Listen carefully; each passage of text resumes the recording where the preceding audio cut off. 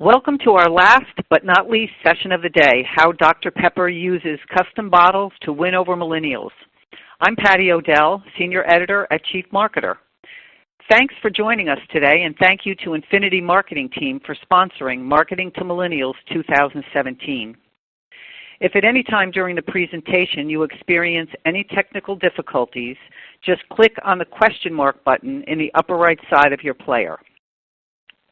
Feel free to ask questions throughout the presentation via the Ask a Question text field and by clicking Submit. Questions will be answered as time permits after the presentation. If you're tweeting during this session, please feel free to use the hashtag #ChiefMarketerAcademy. And now we're going to take you behind the scenes of Dr. Pepper's wildly successful Pick Your Pepper summer program. See how the brand crafted a retail program using custom labels tied to millennials' passion points and lifestyle interests like fashion, music, and pop culture. Learn how the brand influenced millennials to choose Dr. Pepper over some of the tough competitors. Take away tips on how Dr. Pepper drove brand awareness and sales while leveraging and reinforcing its overarching brand strategy. This session is being presented by Damon Swenson, Brand Activation Manager at Dr. Pepper, and Erica Davis, Senior Account Director at We Are Alexander. And with that, Damon, we'll let you kick it off. Thank you, Patty. It's a pleasure to spend time with you all today. Eric and I plan to take you guys through kind of the development of this program, the insights that drove it, the development of the creative, and finally, and most importantly, the execution and the results that went into Pick Your Pepper. So like any great program, you want to start with the foundation of an objective. And so back a couple years ago, we had the objective that we wanted to move our 20-ounce business, which we call our single serve, and we wanted to do it in a unique, engaging way and really get after our key millennial target at the convenience channel. So working with our insights teams, we developed some great insights about the convenience channel, knowing that one of the largest consumer bases at convenience are millennials. And what's unique about them is when they're at the C-store, at convenience, they're purchasing two things, gas, but first and foremost, they're buying beverages, and they have the control here to buy beverages. At large format, at grocery stores, at Walmarts and Targets of the world, they may not be the shopper, but here they control what they're consuming, and we wanted to take full advantage of that. So what we know about millennials, which you all know about millennials, 18 to 34, a large consumer base of over 70 million, and it's a very diverse generation. And what we know about convenience is it's not new news. Everyone knows to target millennials here. So you're trying to come up with some fantastic pieces to capture their attention. From insights that we have, we know that 40% of convenience shoppers don't know what they're going to buy when they walk into a C-store. So we want to make sure we have something that captures their attention and really engages with the millennial group. And about that passion, this isn't something that this is appealing from a visual standpoint. This is something that is connective tissue to these millennials. It's something they're very passionate about. And we're not talking just about passion, but we're talking about something that is extremely relevant to them, something that becomes a badge of honor for them, something that they express themselves with in their daily wears and when they're with their closest group of friends and really allowing themselves to be their most authentic person and the freedom to let loose. Those are all consumer insights we've had, and we all applied those to this particular program. So the challenge with this very diverse generation, they have all different passion points, and how do we kind of pull them all together in a very important time for soft drinks, that summer season? It's very important and it's very competitive. So how can Dr. Pepper develop a program to encompass all of this and solve this riddle? The way we approached it was by giving our consumers the power to choose. And before I turn it over to Erica, I just want to say what was really critical about this program are having these strong insights as the foundation. Having a key objective about going after our 20-ounce business at convenience. And what's also critical is having a tight brief for our creative agency and a great working collaboration with that creative partner, and finally trusting our creative partner to go take us places that might make us uncomfortable and might ask us to think about our branding and think about what we're willing to do. And We Alexander did that for us with this program, and with that, I'm going to turn it over to Erica. Thank you, Damon. So we are introducing here Pick Your Pepper. So why Pick Your Pepper? And before we get into the creative development, how we really approach this, I wanted to go back a little bit and talk about how we got to Pick Your Pepper as a platform idea. So we know that millennials, they don't really respond very well to advertising. So one of the things that we needed to make sure that we did was be truly authentic to everything that they believe in, their passions and whatnot. And when we started thinking about, well, what does that mean? How do we do that? We looked at other authentic brands, and we wanted to see what were some common traits that we saw and how they approached this. So there was 9 different traits that kind of rose to the top here: honesty, integrity, transparency, consistency, vision, individuality, expertise, passion, empathy. So it was really interesting because out of all of these, there was 2 that really rose to the top for us. One of them was individuality and uniqueness, primarily because this is a core trait that is baked into the culture of Dr. Pepper as a brand. It's something they have stood for many, many years, being always one of a kind. We're not a typical cola. We're a unique flavor profile. So we thought, there's something there that we could really use. The second is passion. Passion, if you think about what people are passionate about, a lot of times with these millennials are really passionate about their uniqueness and their individuality, and they celebrate that.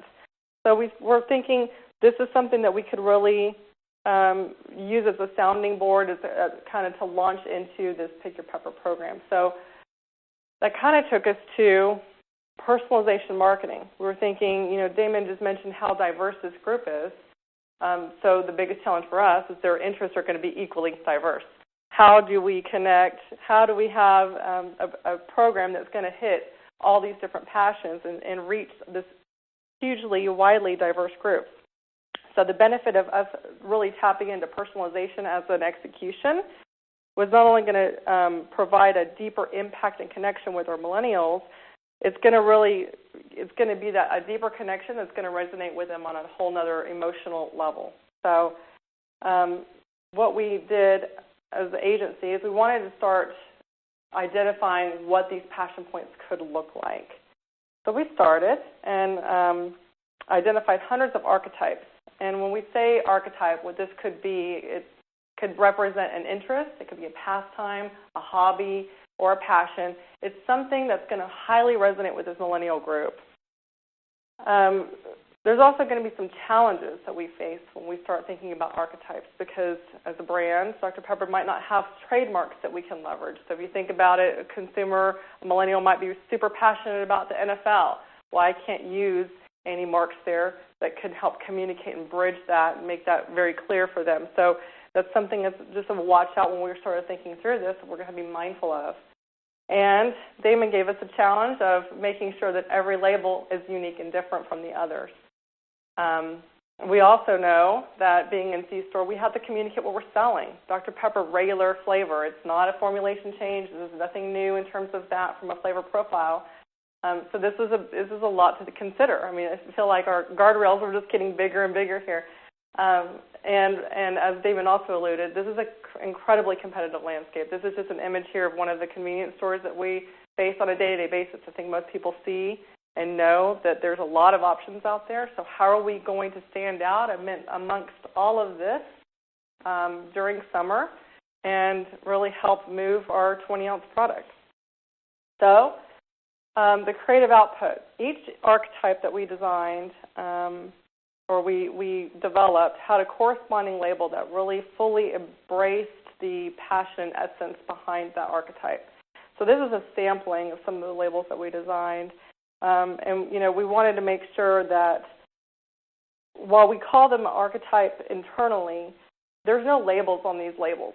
We did not want to put that on the label because we wanted our millennials to self-identify and take away what they felt that label embodied.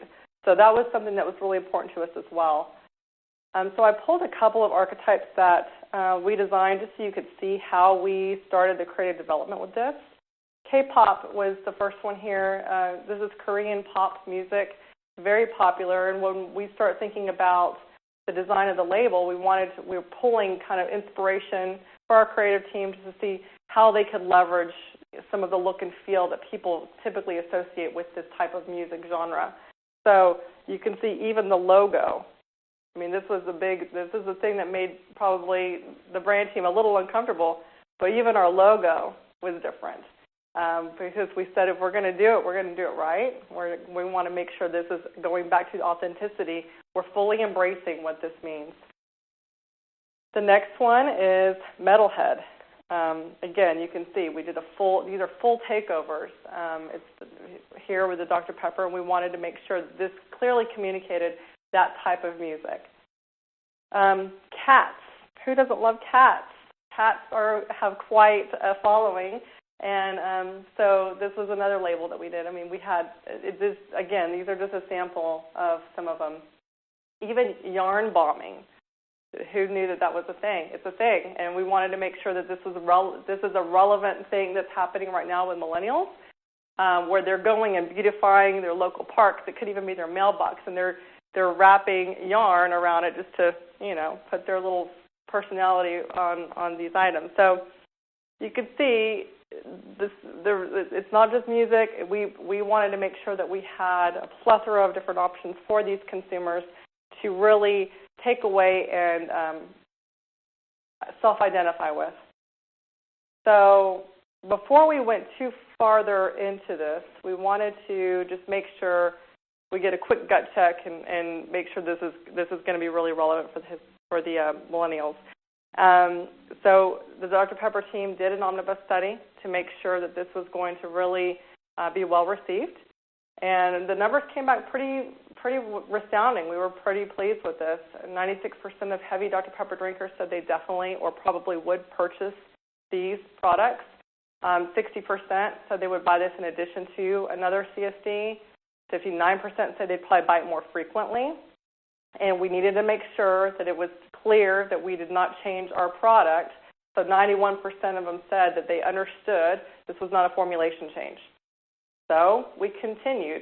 And again, this is just a sample of some of the labels we designed. And I know that they're kind of small here, but we wanted to just show the breadth. I mean, there's several. There's a couple of pages in here. So from a messaging standpoint, this is some of the in-store signage that we used to communicate the program. And some of the important things to note, we needed to show the breadth.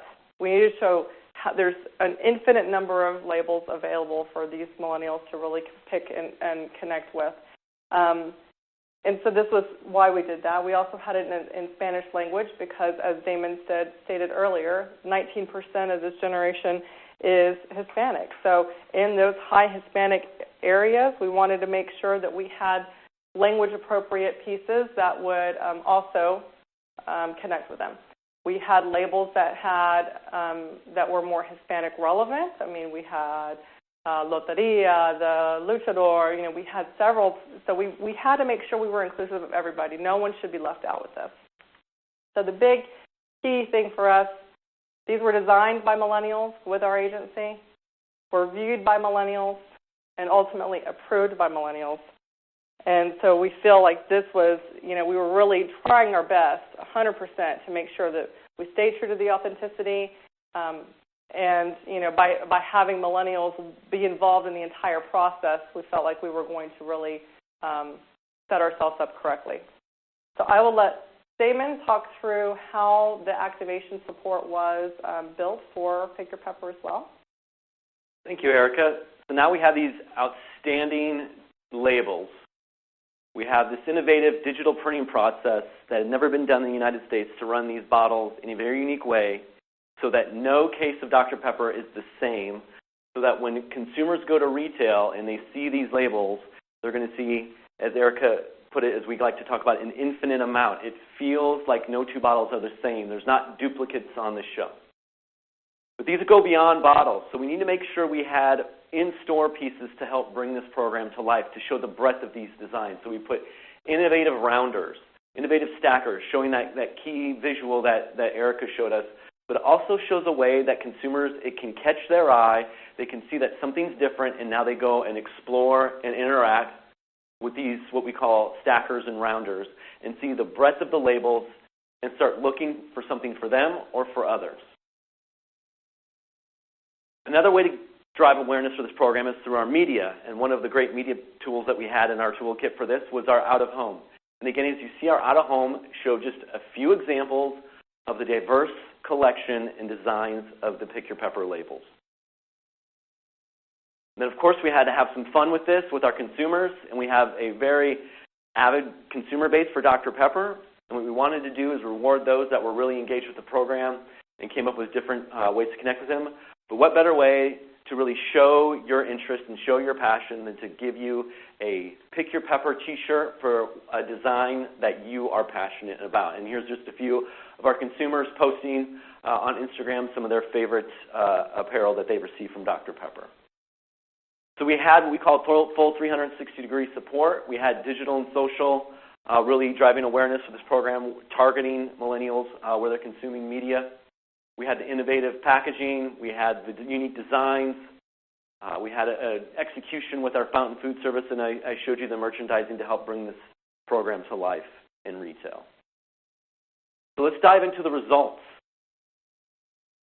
So really this was grounded in insights and built around two key pillars. One was that consumer engagement, that connection with millennials, and two was to increase volume of our 20-ounce regular Dr. Pepper, velocity, and increase display activity in a very competitive time frame. So through social media, we tracked all summer long, and we saw some great organic conversation coming back from consumers. It's something that they were really resonated with, and we noted that they were, not only buying for themselves, but they were sharing. And coming out of it, all these fantastic designs, 10 kind of rose to the top. And we like to say in the office, the unicorn label was in fact the unicorn label. It was the most sought after of all labels that we had for Pick Your Pepper.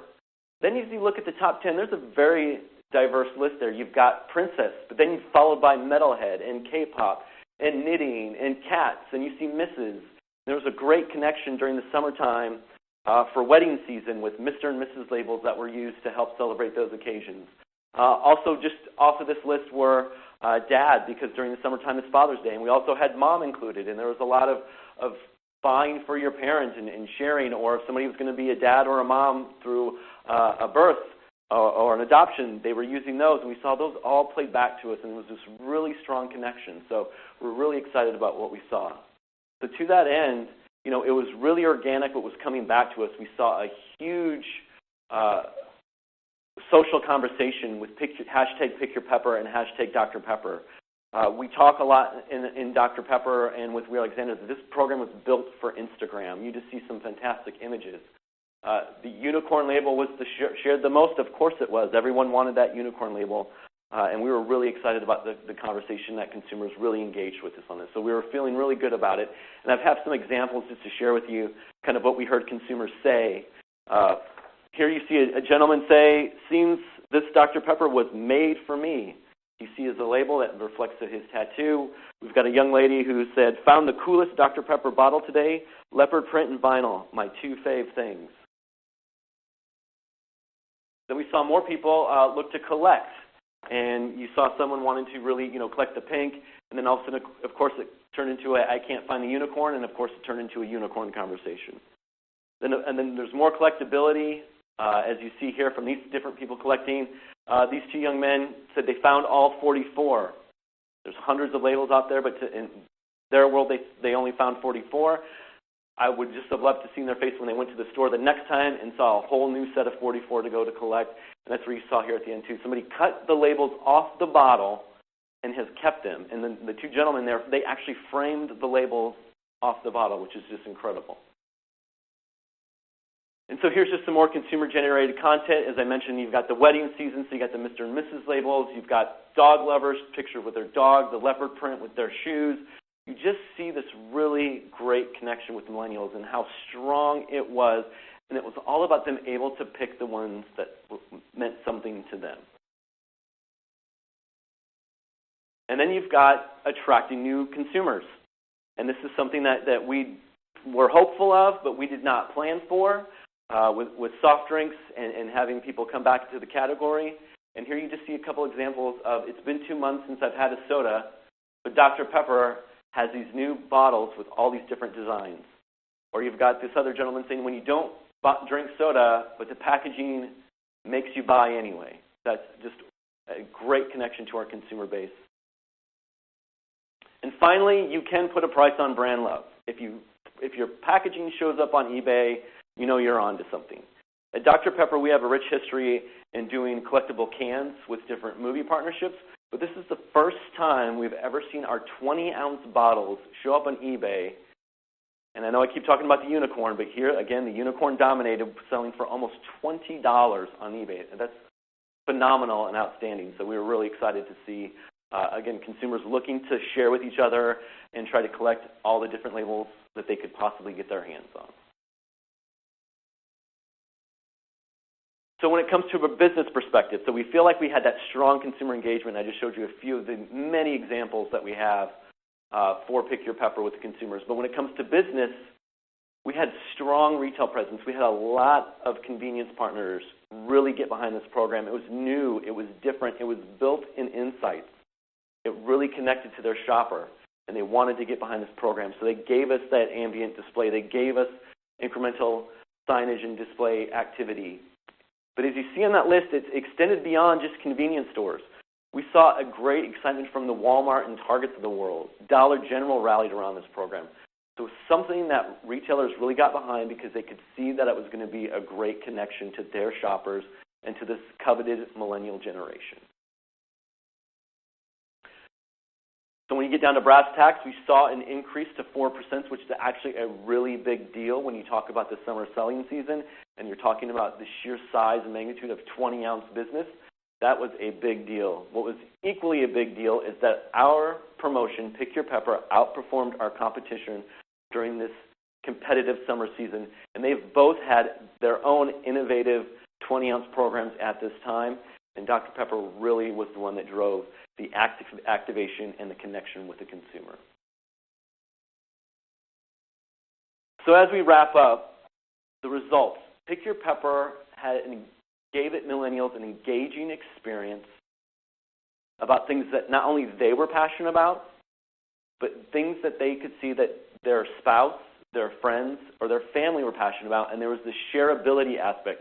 We didn't force it upon them. It was something we just would hope happened organically, and it did. Coworkers were buying bottles for other coworkers and leaving them on their desk because they knew they were passionate about fashion or they were passionate about different types of music. And they were posting about it and the love that they had for their coworker for thinking of them. And it's all about something that these millennials are passionate about, are interested in, and it's relevant to their world.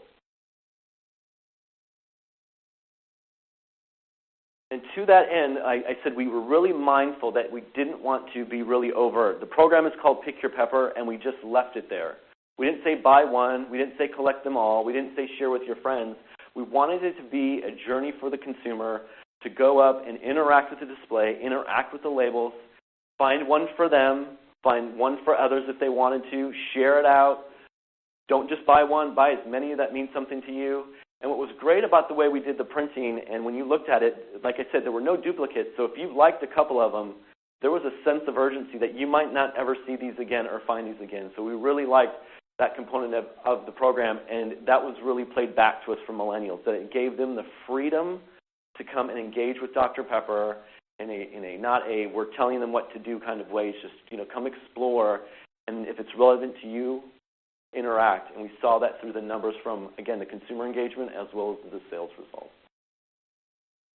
So we thank you guys for taking the time to listen to us today, and hope you found this helpful as we all look to engage with millennials. And with that, I would like to turn it back to Patty. Thank you, Damon, and thank you, Erica, for sharing your insights and experiences from the award-winning Pick Your Pepper campaign.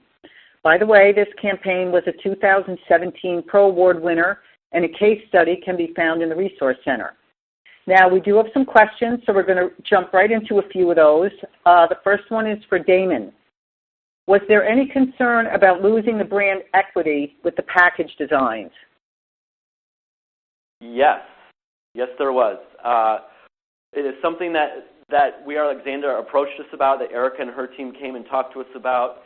And the way we kind of got through that was Dr. Pepper has been around for a really long time, over 130 years.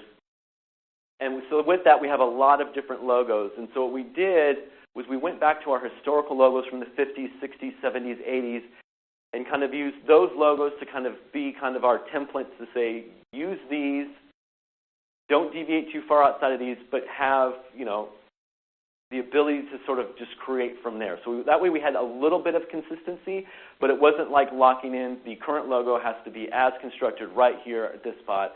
We gave them the freedom to kind of play a little around with it within the kind of sandbox of giving them, a handful of logos that they could leverage that would make the most sense for whatever the designer wanted to explore for those particular archetypes. Okay. And we have another question. This one's for Erica. What was the biggest challenge from the agency perspective? I would say, just to be cautious, we had to really be mindful about archetypes versus stereotyping, because millennials often feel that brands have them all figured out and we're going to put them in a category. And I think that was the thing that we were just very cautious and concerned about when we started this exploration. So it's a fine line going between those two. So I think that was our biggest challenge, honestly, is just making sure we don't come across offensive, and we know you like this, and this is what you're going to do. And so I think, honestly, by having the vast options out there was our way of working around it. If we only came out with 10 labels, I don't think we could have pulled this off as successfully as we did. So. Okay. And here's another one for Damon. Was it a challenge to sell this idea into senior management?